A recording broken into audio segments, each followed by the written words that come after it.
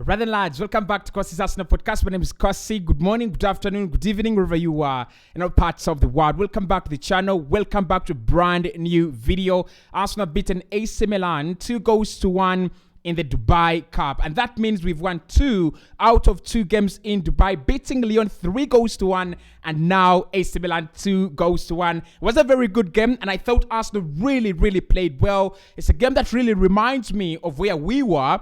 And I think we are still the same team, the same players, the same vibe, the same consistency. We just need most of our players to be back and injured. So in this one, I'm going to be diving into some of the key moments in that game. Hit the like button for me. Let's get this video to 300 likes. And in the comment section, let's have the conversation.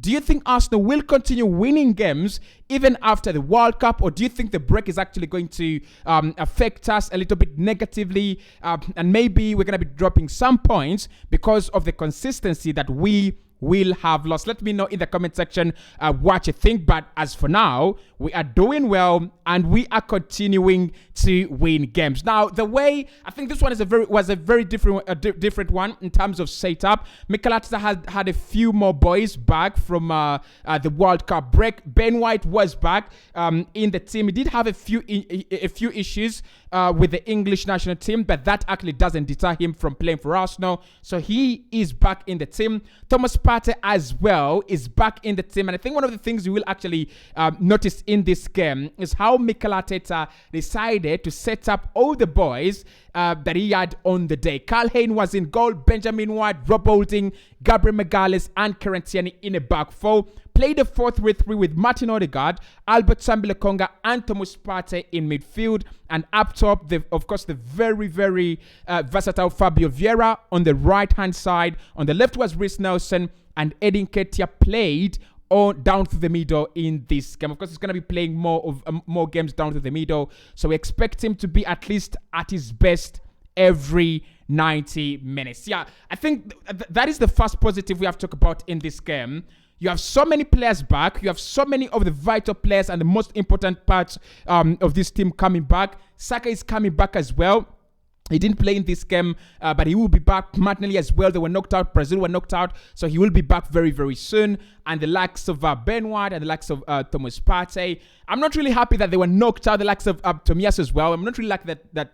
I'm not really happy that they were knocked out. But it really makes a lot of sense that Arsenal now have our players back. It gives us more time to train together. It gives us more time to play some friendly games together as a team. And by the time we play West Ham on Boxing Day, I think we'll have more games played together. We do have Juventus coming up as well, and that should be one of the last games we play before we play West Ham. So that is the first thing I saw. That's the first thing I really enjoyed. And the other thing I liked about this game is the quality of opposition we played and the dominance we exhibited in this game. We look at the statistics here. Arsenal passed the ball more than AC Milan, 448 passes recorded in this one. AC Milan had only 392, 53% ball possession for Arsenal, and ball possession for AC Milan was 47%. We had 9 shots on goal, they had 11, and both teams had 2 shots on target. Arsenal scoring the 2, and Milan scoring only 1 through Fikayo Tomori in the second half. We'll talk about the goals. But look, those statistics actually remind you, and they remind me as well, of when we played last in the Premier League, of when we played Wolverhampton Wanderers, when we played Brentford, when we played all these teams, and everyone thought they had a chance against us, and we froze them, and we were better than them. And we've done this with a team that is actually incomplete. Milan, on the other side, I can only mention a few players that they didn't have in this team. Probably Olivier Giroud. Yeah, he might have changed something in this game because of his presence, especially in the penalty area. They did miss. I don't think they really missed so many players. Theo Hernandez with France as well. I think the goalkeeper Tatarusano has been their goalkeeper for the bigger part of the season ever since Mania picked up that injury. So I don't think they're really missing so many players as compared to this Arsenal side. We didn't have Xhaka in midfield. We didn't have Saka. We didn't have Martinelli. We didn't have Gabriel Jesus. We didn't have William Saliba. We didn't have our best goalkeeper. And yet, we played one of, for me, one of the best games, in preseason so far. So that actually should reinforce the message that we are still doing well. We are still okay. We can win games even without Gabriel Jesus. That is exactly what I wanted to see. I've looked at Eddie Nketiah and I've written something about him here on my notebook. I think there is something lacking in Eddie Nketiah. I don't know whether he's taking these games as not important, but I don't see the zeal, I don't see the fighting spirit that we all know he has very much. And especially to be more precise, I don't see him as a striker that gives midfielders someone to feed. When you have the likes of Fabio Vieira, when you have the likes of Martin Odegaard, and you're a striker, you've got to give them something to pass on to. You need to create those channels for them to work the ball into, and then you're gonna meet that ball, as through passes, and then probably goal scoring opportunities. I don't see Eddie do that. He drops back very well to help the team, but in terms of going forward, he's actually not done that. And even in this game, he didn't do that at all. But the other thing I wanted us to talk about is the pressing that I saw in this game.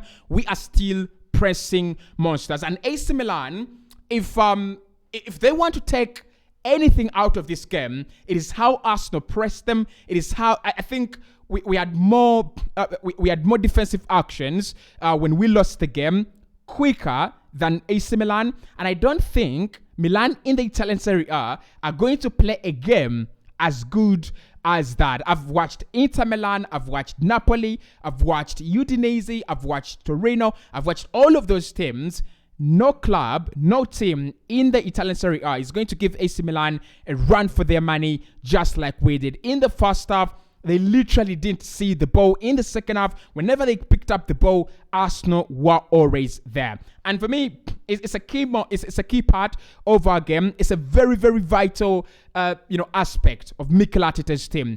We want to win the ball back as quickly as we can. We are pressing monsters, and in games where we've not pressed well, we've lost and we've been totally shit, and we were embarrassed. So we're still pressing monsters.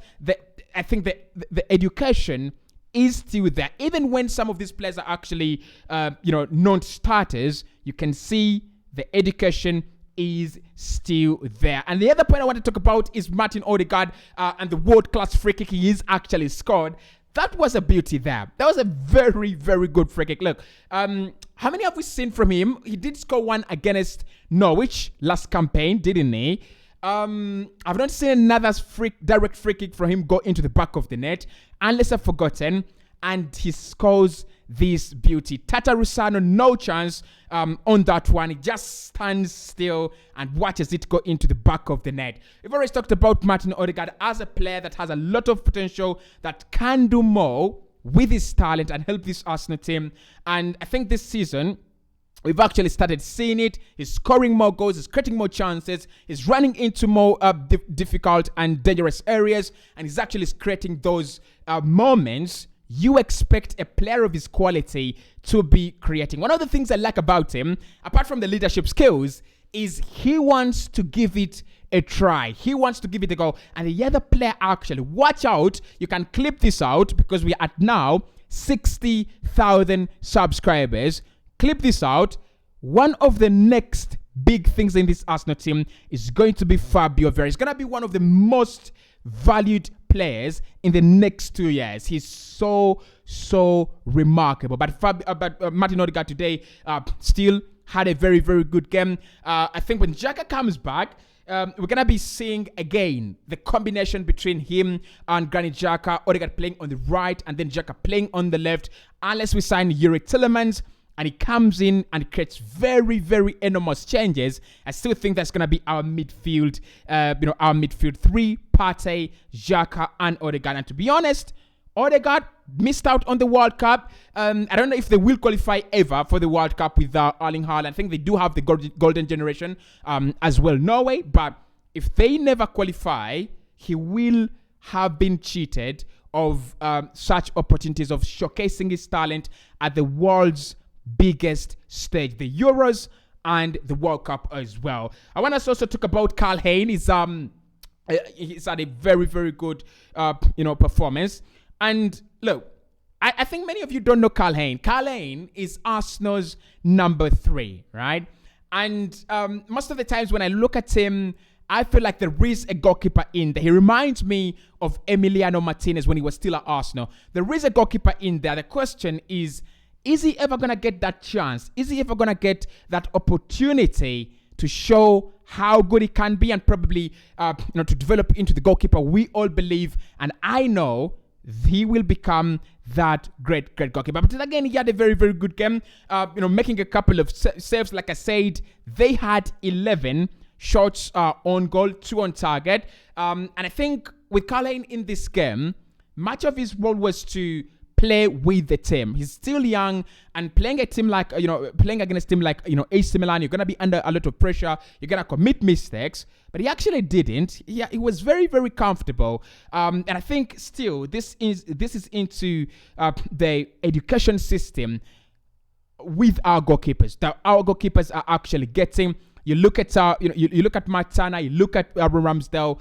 All goalkeepers are very comfortable on the ball, and when it comes to playing out from the back, when it comes to receiving under pressure, they are still doing very, very good. Now, look, I think the other player we can talk about in this game is Eddie Nketiah and Fabio Vieira. Those two, I think, had a very, very good game, by the way.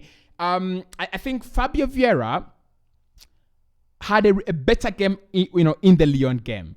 Because when you look at the goal he scored, the quality of that goal is a worldie. It's an absolute worldie.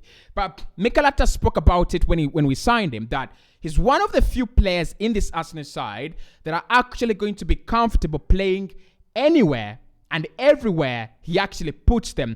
And that is what we are seeing in this during this time, when without Saka and without Gabriel Martinelli, Fabio Vieira is playing either on the right or on the left, depending on where the manager actually wants him.